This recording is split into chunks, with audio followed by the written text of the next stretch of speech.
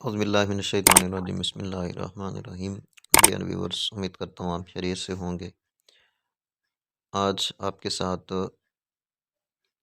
ASF का पास paper share करने जा रहा हूँ 2022 के अंदर जो हुआ था, और ये कॉर्पोरल पोस्ट के लिए टेस्ट कंडक्ट हुआ था। तो इसके अंदर हमारे पास पहले कुछ एमसीक्यूज़ हैं इंग्लिश के, वो आज सॉल्व करेंगे। इसलिए आपसे गुजारिश है आप इस लेक्चर को लाजमी लास्ट तक देखें। एएसएफ के जो टेस्ट होता है उसके अंदर टोटल 50 मार्क्स होते हैं और टोटल ड्यूरेशन जो होता है वो 1 आवर का होता है। तो इसके अंदर हम क्वेश्चन नंबर 1 को देखते हैं। पहला क्वेश्चन है हमारे पास कन्फ्रंट। ये एक वर्ड है, आगे लिखा हुआ है choose the most appropriate opposite meaning word. इसका अपोजिट वर्ड क्या होगा? कन्फ्रंट जो है, कन्फ्रंट का opposite face, avoid, fulfil, none of these. तो इसमें से सही ऑप्शन जो है वो है अवॉइड करना। ठीक है, कन्फ्रंट का मतलब होता है अपोजिट, मतलब होता है अवॉइड करना। उसके बाद क्वेश्चन 2 है teacher raced students dash a long tunnel, select the appropriate option from, through, between, none of these. तो इसमें से सही ऑप्शन ऑप्शन बी है, थ्रू अ लॉन्ग टनल। इसके बाद हमारे पास एमसीक्यूज नंबर 3 है the soldier stood dash attention during national anthem, on, into, over, none of this. तो इसमें से सही ऑप्शन ऑप्शन ए है, ऑन।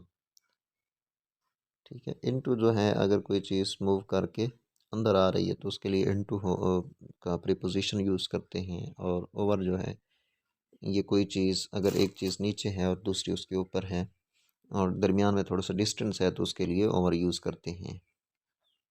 उसके बाद एमसीक्यूज नंबर 4 है वेग, choose the most appropriate similar meaning word.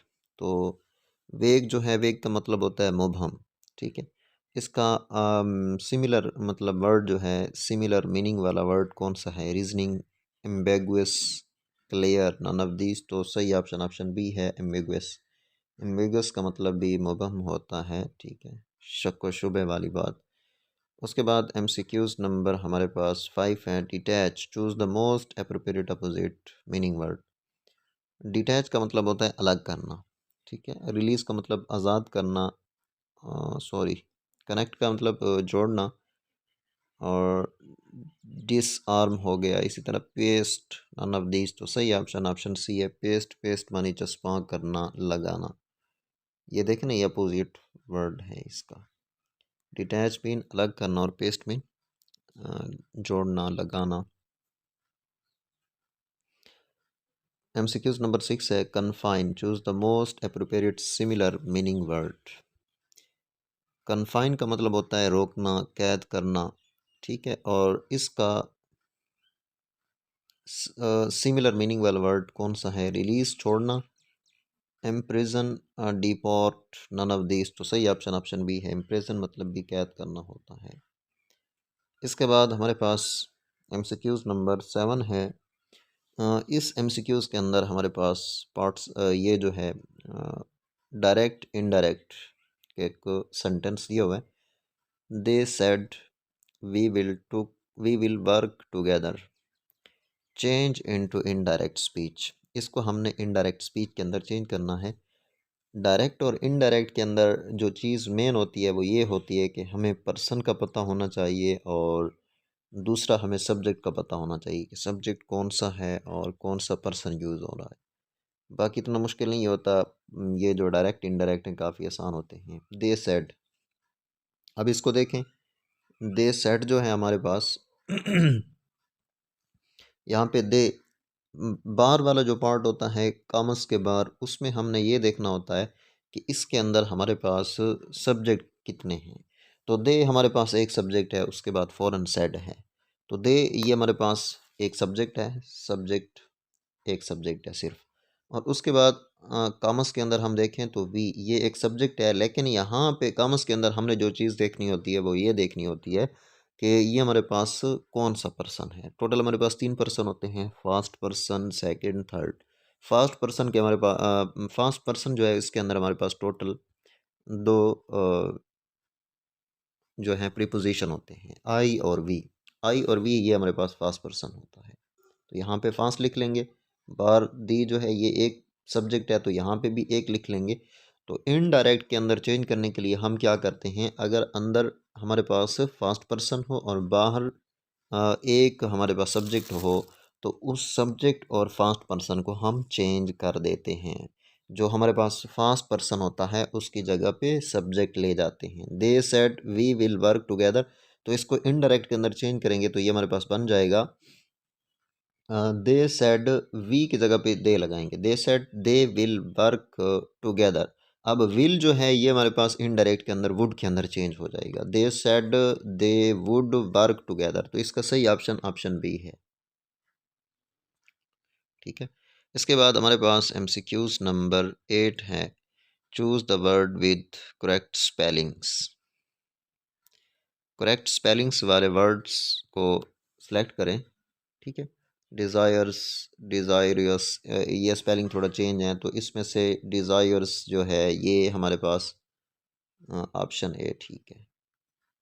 उसके बाद एमसीक्यूज नंबर 9 है, lazy clerk did not finish his task with in time, the word in bracket is.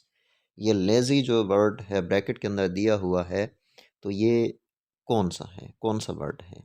Adjective है, adverb है, नाउन है, नॉन ऑफ दीज है। तो इसमें से सही ऑप्शन ऑप्शन ए है, ये हमारे पास एडजेक्टिव है। एडजेक्टिव क्यों है?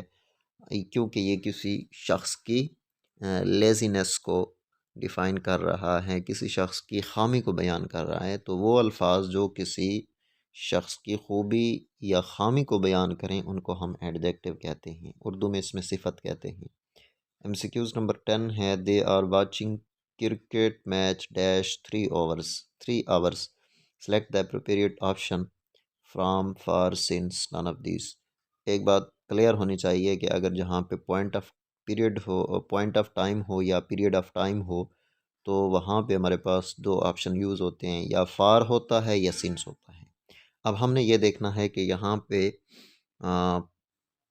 पीरियड ऑफ टाइम है या पॉइंट ऑफ टाइम है। तो यहाँ पे देखिए 3 आवर्स ये पीरियड ऑफ टाइम है, तो इसके लिए फार यूज़ होगा।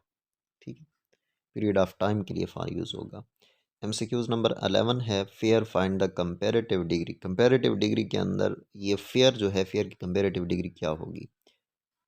Fair rare, more fair rare, more fair, none of these. तो इसमें से सही ऑप्शन ऑप्शन सी है, मोर फेयर आएगा। ठीक है, और सुपरलेटिव डिग्री अगर पूछ ले तो फिर उसके अंदर मोस्ट फेयर आएगा। Angry find the superlative degree. Angry की जो सुपरलेटिव डिग्री है वो कौन सी होगी? Angrier, more angry, more angrier, none of these. तो इसमें से सुपरलेटिव के अंदर देखें, एंग्री से पहले मोस्ट आना चाहिए। अगर मोस्ट आ जाता, मोस्ट एंग्री, तो ये हमारे पास सुपरलेटिव डिग्री हो बन जाती। लेकिन यहाँ पे ये ऑप्शन नहीं है, तो इसका ऑप्शन ऑप्शन डी ठीक है, नन ऑफ दीज।